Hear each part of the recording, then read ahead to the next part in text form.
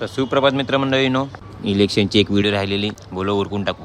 नाही तू थांब ना, तू टाक. हां टाक. अरे ते कमी आहे. अरे इलेक्शनचं जेवण आहे, दाबून टाक. कुठल्या पक्षाचं तर नो आयडिया. बॉबीदा मला असं वाटतं ग्रेव्ही कमी आहे. तुझ्यासोबत अजून एक माणूस पाहिजे कामासाठी.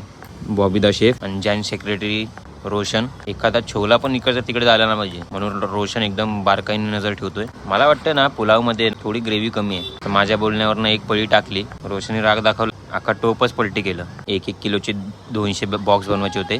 रोशन भावा, त्याच्यात बघ काय राहिलंय का नाही. खोटं काम नाही करायचं का आपल्याकडनं, खोटं काम नाही झालं पाहिजे. ओके डन आहे ना.